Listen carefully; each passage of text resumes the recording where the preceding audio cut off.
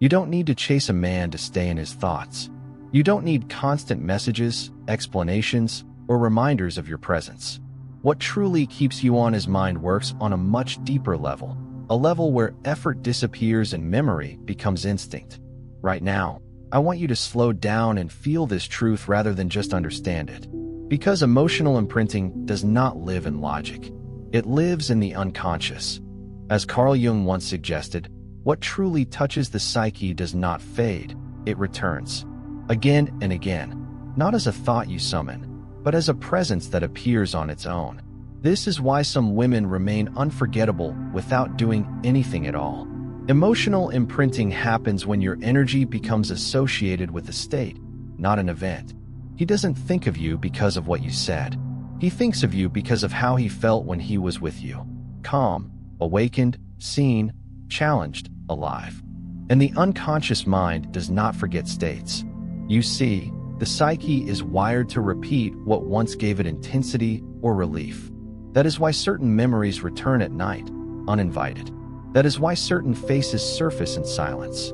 That is why certain women live in a man's mind long after the connection has paused. In Jung's view, when a person activates something unresolved within us, desire, safety, inspiration, or even longing, they become a psychological symbol. And symbols are powerful. They don't disappear just because contact stops. This is the mistake many women make. They try to add more instead of allowing depth to settle. But emotional imprinting doesn't come from excess. It comes from contrast, from moments where you didn't explain everything, from pauses where your presence lingered longer than your words, from interactions that ended before emotional saturation. The unconscious holds on to what feels incomplete, not because it's lacking, but because it's alive. When you leave space, his mind fills it. When you don't rush to define, his psyche keeps returning to search. When you don't overexpose your inner world, it remains something his thoughts circle. This is not manipulation. It is psychology. You are not trying to control his mind. You are allowing your presence to root itself naturally, quietly, irreversibly. And this is only the beginning. Because once emotional imprinting takes hold, you don't just cross his mind. You occupy it. In the next part, we'll go deeper into why the unconscious becomes attached to emotional signatures, and how your natural energy already holds more power than you realize.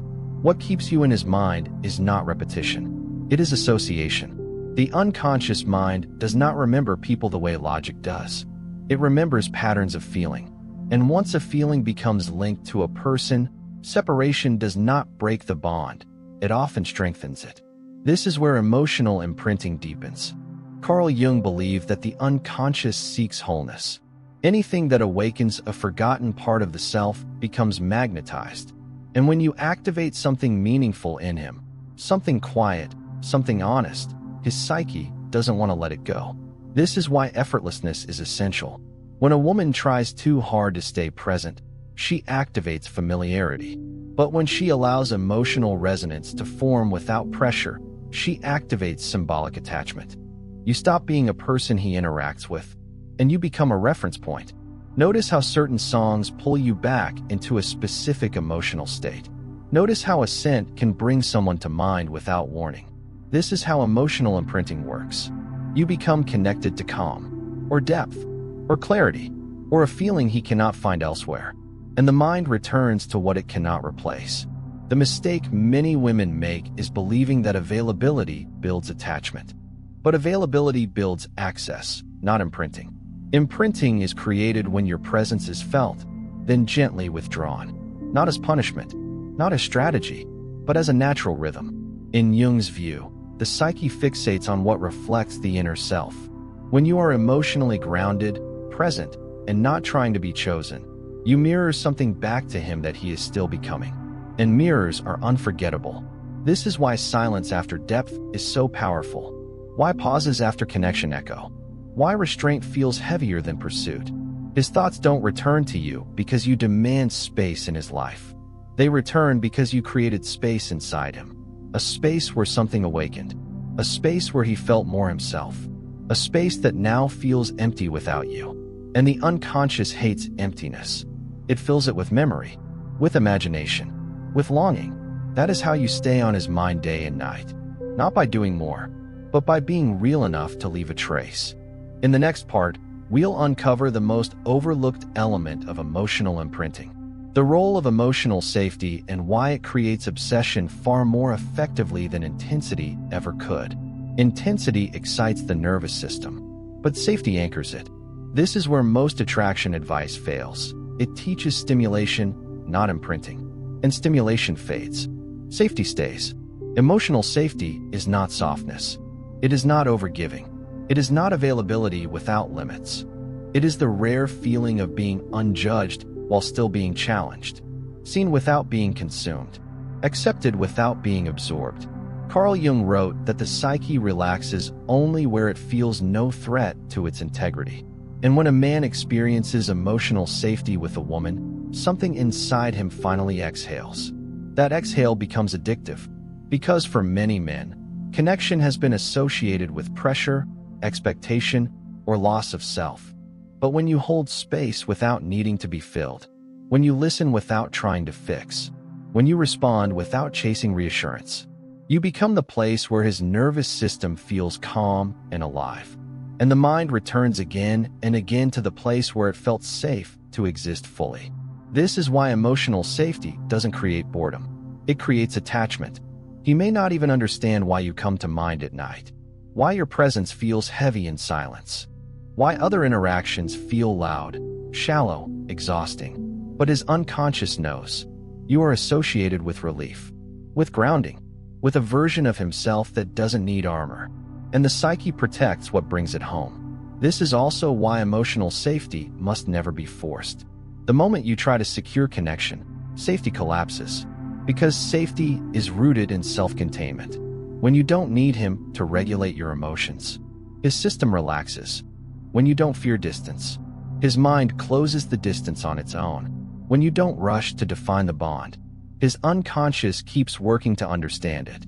In Jung's view, what we do not consciously grasp, the unconscious completes for us. And that completion happens in thought, memory, fantasy. That is how you enter his inner world without knocking. Not through intensity, not through performance, but through presence that feels stable, warm, and sovereign. In the next part, we'll explore why restraint deepens emotional imprinting, and how knowing when not to speak makes your presence impossible to forget. What you don't say often carries more weight than what you do. Restraint is not distance. It is containment. And containment is one of the most powerful forces in emotional imprinting. Most people speak to release tension. They explain to feel safe. They over-communicate to reduce uncertainty. But the unconscious does the opposite.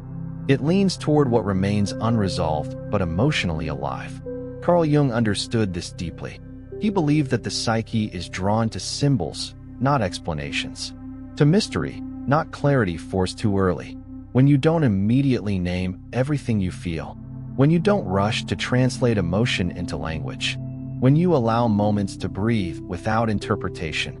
You invite his unconscious to participate. And participation creates attachment. This is where restraint becomes magnetic. Because when you pause instead of filling silence, his mind fills it for you. When you end a conversation at emotional peak instead of emotional exhaustion, his psyche stays engaged long after you're gone. When you don't resolve every feeling into words, his unconscious keeps circling the experience. This is not withdrawal. It is timing. You are allowing emotional echoes to form. The feminine presence that imprints deeply is not loud. It is precise. It knows when to speak. And more importantly, when not to. Restraint tells the unconscious. There is more here than you have accessed. And the psyche hates unfinished meaning. It returns, again and again, at night, in stillness, in moments of emotional openness. This is why trying to be understood immediately weakens imprinting. But being felt first makes understanding inevitable. When you trust silence, you show emotional sovereignty. When you don't collapse into over-explanation, you communicate depth. And depth is what the unconscious respects. Jung said that maturity means holding tension without forcing resolution. And the woman who can hold emotional tension without anxiety becomes unforgettable. Because she doesn't chase clarity. She creates gravity.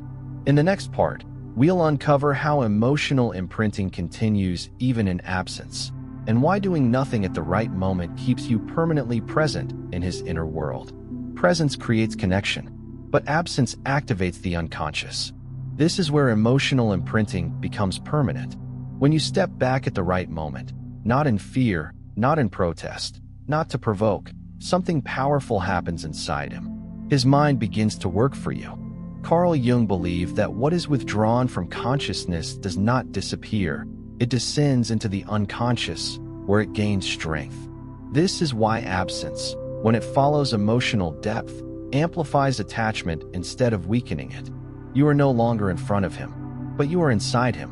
When your energy is no longer available on demand, his psyche begins to replay. Moments resurface, words repeat, silences echo, and the unconscious asks a single question over and over again. What did I feel there? This is why chasing ruins imprinting. It pulls the experience back into the rational mind, where it loses power. But when you allow distance without anxiety, you turn memory into magnetism. You are not disappearing. You are allowing the emotional imprint to settle. And here is the paradox. The less you try to stay in his thoughts, the more his mind returns to you. Because now he has space to miss, to imagine, to feel. In Jung's view, longing is not a weakness. It is the psyche reaching toward wholeness. When you don't rush to fill the gap, his unconscious begins to associate you with desire itself. Not need, not fear, but desire. And desire is not loud. It is patient. It deepens in silence. This is why emotionally imprinted women don't panic during pauses. They trust the process.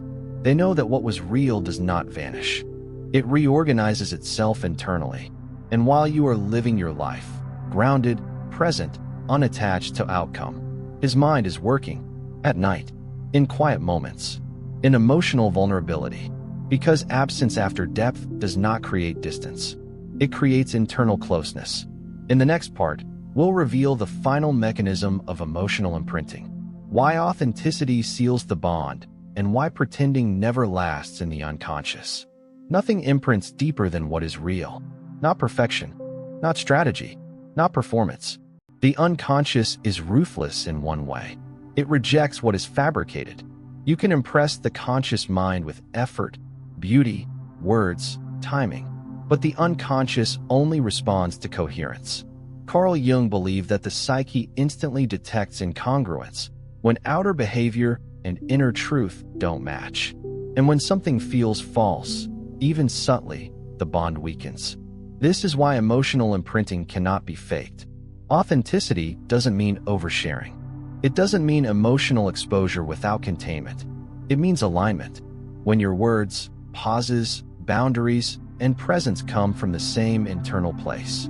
His nervous system trusts you, and trust is what allows imprinting to seal. A man may forget excitement. He may forget chemistry. He may even forget beauty.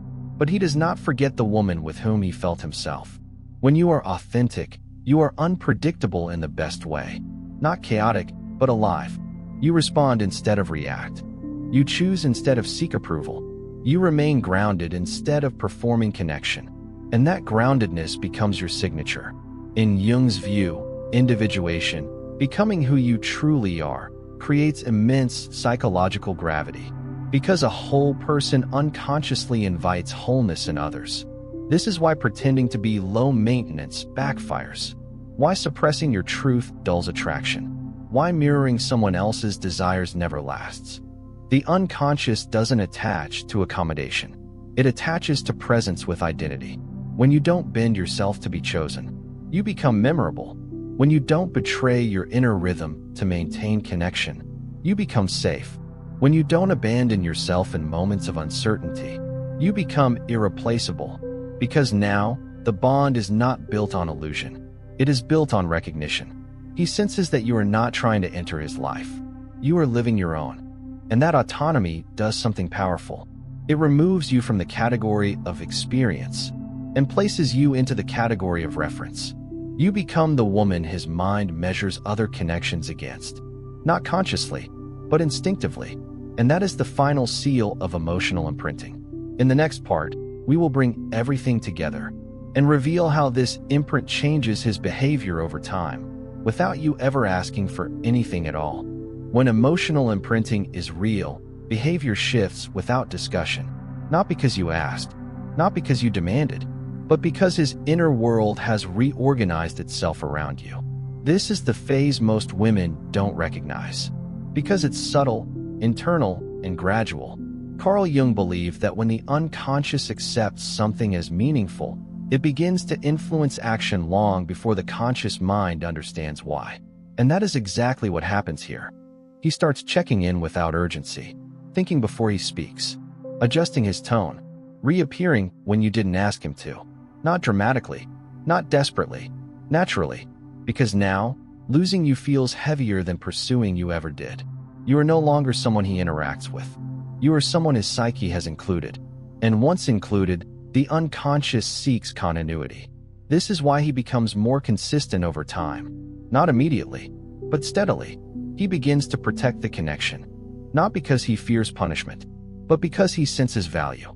In Jung's terms, you have become part of his inner structure, and the psyche defends what supports its balance.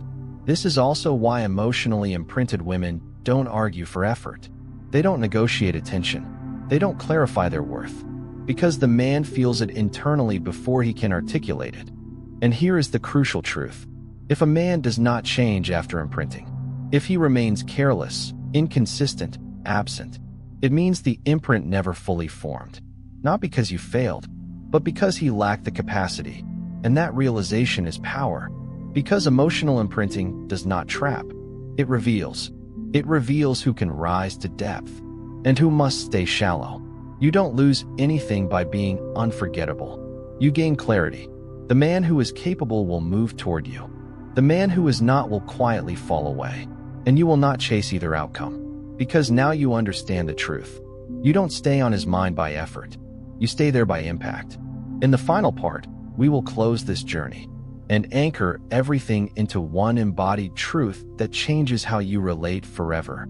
At this stage, something important shifts inside you. You stop watching for signs. You stop decoding messages. You stop measuring time, effort, distance. Not because you don't care, but because you no longer need confirmation to feel grounded. This is one of the quiet side effects of emotional imprinting that almost no one talks about. When you stop trying to secure a bond, your nervous system settles. And paradoxically, that inner settling makes you even more present in his world. Carl Jung believed that projection dissolves when the individual becomes whole. When you stop projecting your value onto someone else's attention, you retrieve your power. And power is felt, even in silence. This is why emotionally imprinted women don't wait anxiously. They don't interpret every delay as danger. They don't rush to fix uncertainty, because they are no longer emotionally leaning forward. They are standing, and that posture changes everything. When you don't need reassurance, his actions begin to matter more than his words. And he senses that shift immediately. Your calm becomes a mirror. If he steps forward, it's because he chooses to. If he doesn't, the silence answers for him. And that clarity is freedom. You no longer hold space for potential alone. You hold space for reality. Jung would say that when we stop clinging to fantasy, we meet truth, and truth reorganizes our inner world. That reorganization brings peace. This is why emotional imprinting is not about controlling outcomes. It is about ending inner chaos. You stop asking, "Does he think of me?" because you feel centered whether he does or not. And that centeredness does something extraordinary. It turns you into a woman whose presence is not urgent, but significant. In the next part, we will explore what happens when this inner shift becomes visible, and why men instinctively respect women who no longer wait to be chosen. At this point, something subtle but irreversible has happened. You are no longer trying to be remembered. You are felt. This is the difference between attention and imprinting. Attention lives in the moment. Imprinting lives in the body. And when a woman reaches this stage, a man doesn't just think about her. His nervous system recognizes her absence. Carl Jung believed that once an inner image is formed in the unconscious, it begins to operate independently of external reality. In other words, even when you are not present, the experience of you remains active. That is why he feels you in quiet moments, in pauses between tasks, in evenings when nothing is distracting him, not as a memory he chooses, but as a sensation that arises. This is where many women misunderstand power. They think impact requires visibility, but true impact creates echo. Your restraint created space. Your authenticity created trust. Your emotional safety created grounding. And now, your absence creates reflection. He starts comparing, not deliberately, instinctively. Other conversations feel flatter. Other interactions feel noisier. Other connections feel rushed. Because once the psyche experiences depth, it resists returning to surface. And here is the most important shift of all. You no longer need this to happen. You are not waiting for him to circle back. You are not watching for signs. You are not holding your breath. You are living. And that is exactly why the imprint holds. Because the unconscious respects autonomy more than availability. You are no longer orienting toward him. And paradoxically, that is when his inner world orients toward you. Not urgently, not obsessively, but steadily, quietly, permanently. In the final part, we will close this journey, not by focusing on him, but by anchoring who you have become through this understanding, and why that version of you can never be forgotten by anyone who truly encounters her. This is where everything comes together, not around him, but around you. You are no longer trying to stay in someone's mind. You are no longer shaping yourself to be chosen. You are no longer measuring your value through another person's attention. And that is exactly why you remain unforgettable. Carl Jung said that the greatest transformation happens when a woman stops living as a reflection of desire and becomes a source of presence.